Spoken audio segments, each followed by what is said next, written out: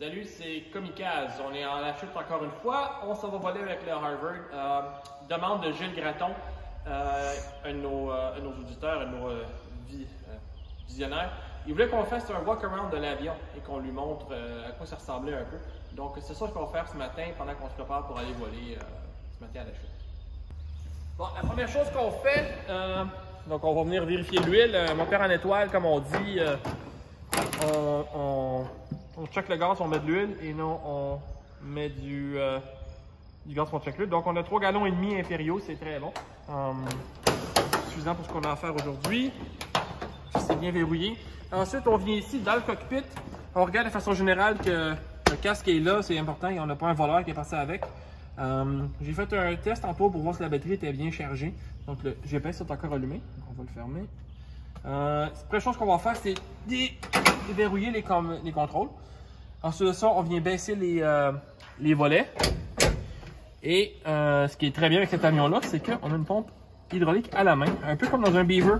Donc, on va venir pomper les volets par en bas. Et voilà. En bas, on serre la pompe.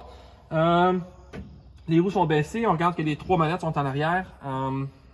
Puis que tous les switches sont à off. Les magnétos sont bien à off. Primer est à off. Donc, ensuite de ça, on va descendre et on va aller voir.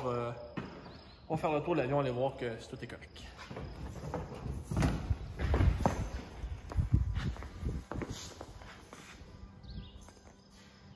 Donc, le walk-around sur cet avion-là, c'est comme sur n'importe quel avion. Un bon endroit pour commencer, c'est le bout de l'aile gauche. Donc, on regarde l'effet général de l'avion. On est sûr qu'on n'a pas de bosses qui ont apparu ici raison depuis le dernier vol. On regarde les contrôles. Les ailerons sont en toile là-dessus. On a un petit espèce de booster tab sur l'aileron. On regarde en dessous. On a des trucs qui sont freinés comme il faut avec les noix de la fibre. On regarde l'aile en dessous, être sûr qu'il n'y a pas de panneaux d'inspection qui sont ouverts automatiquement des vis. Ça a l'air d'être bien beau aujourd'hui. Ensuite de ça, on fait attention pour ne pas se cogner la tête quelque part. On vient voir les volets. Grosso modo, on regarde s'il n'y a pas de jeu, comme tous les volets, comme sur un avion. Et puis, on regarde aussi que toutes les tringles pour l'activation des volets, bien, sont bien freinés avec une contrepartie. Et on vient voir ici que l'activateur des volets n'est pas en train de couler. Donc cette année, on est chanceux, il n'a pas encore commencé à couler. Désolé que ça coule. Désolé que ça ne coule pas. La façon dont je vois ça, c'est que si ça coule, c'est que l'huile hydraulique dans le système. Donc c'est bon signe. Mais d'habitude, ces avions-là, quand les avions ne bougent pas, on a des pertes d'hydraulique à certains endroits. En faisant bouger le système, en allant voler, en les faisant fonctionner au sol, on finit par se débarrasser de ces trucs-là. Donc voilà. Au pire aller, on a un kit d'hydraulique de pièces pour refaire notre activateur. Peut-être qu'on va le faire cette année, peut-être qu'on va le faire l'année prochaine, dépendamment de ce qu'on trouve durant l'annuel. Ensuite, on regarde sur le côté de l'avion qu'il ne manque pas de vis. Tout est bien installé. Tout est bien fermé. On a notre compartiment bagage avec des gens qui ont zappé l'avion. Je me demande c'est qui d'ailleurs. Et puis, on peut le fermer. Quand on fait le walk-around dehors, c'est une bonne chose de le garder fermé ou comme ça parce que des fois le vent peut le prendre, ça fait un gros bruit. Encore une fois, on regarde l'aspect général de l'avion. Il ne manque pas de vis ici. Ça, c'est bien fermé. Il ne manque pas de vis sur le fairing autour de l'élévateur, du stabilisateur horizontal. On vient vérifier qu'il est bien attaché. Pas besoin de forcer beaucoup parce que c'est une grosse pièce d'équipement. Puis aussi, non plus, c'est facile d'excéder les tolérances pour la pièce en la brassant. Donc, on vient ici regarder encore notre contrôle en toile. Le trim est bien raccordé. On peut regarder la tail wheel. Le pneu est en bon état, il n'est pas dégonflé, tout a l'air beau.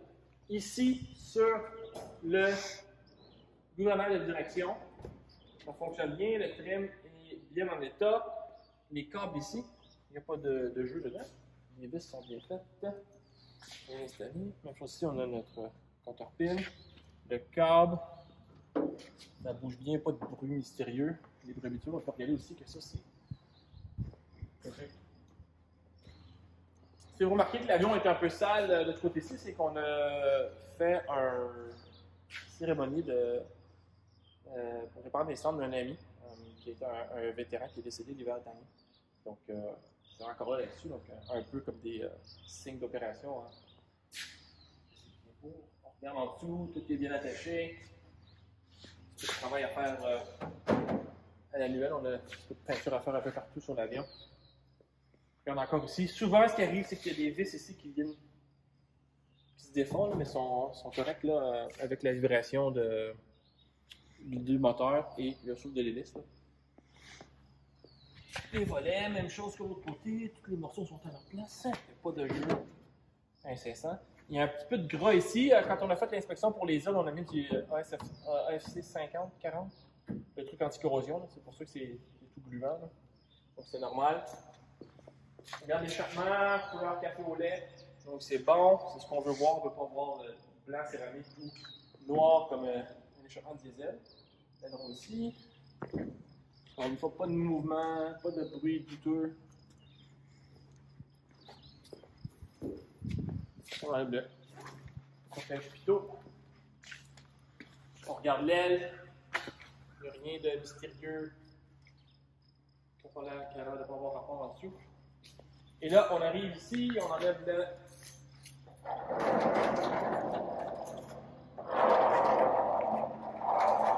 pâte d'huile.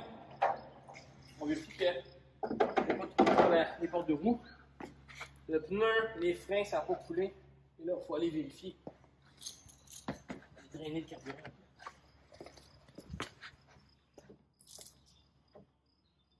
C'est du gaz. Du gaz, voilà.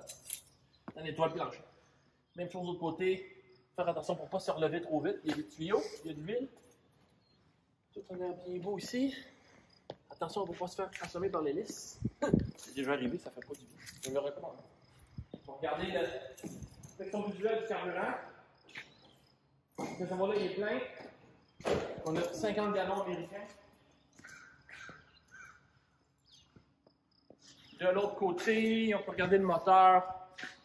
Il y a toujours un peu d'huile qui se rince, les moteurs à l'étoile. Il y a des printés haute ligne, il y a deux sortes. Il y a ceux qui vont couler par le crank en avant, puis ceux qui coulent. Donc, on est rendu là, il faut leur mettre du PRC ou quelque chose à prendre là.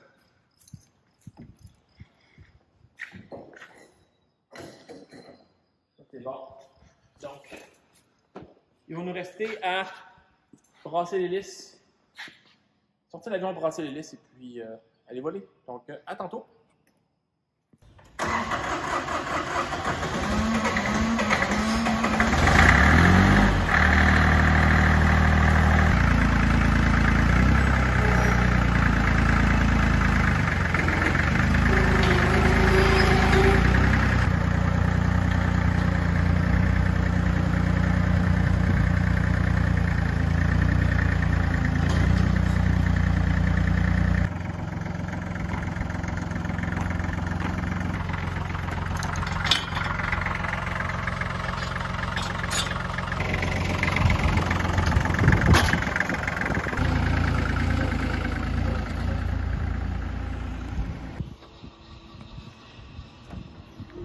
Avant de brasser l'hélice, on va aller vérifier que les magnétos sont bien à off.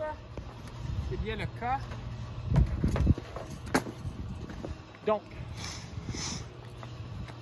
des fois les gens, on les voit quand ils brassent l'hélice, ils font ça comme ça, mais c'est une mauvaise idée, il faut mieux y aller comme ça.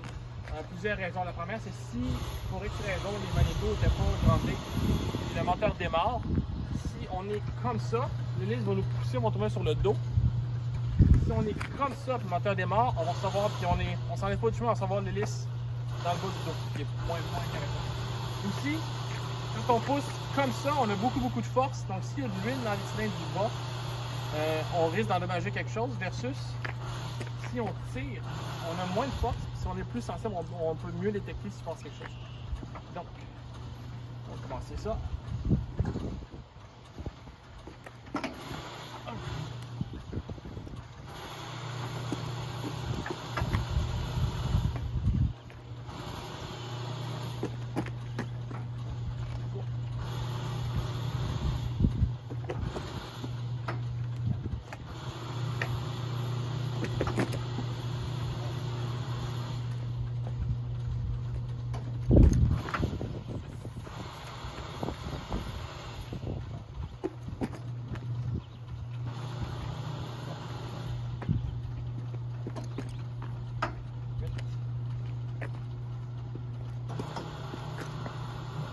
tout est beau. Donc, il reste juste à les voler.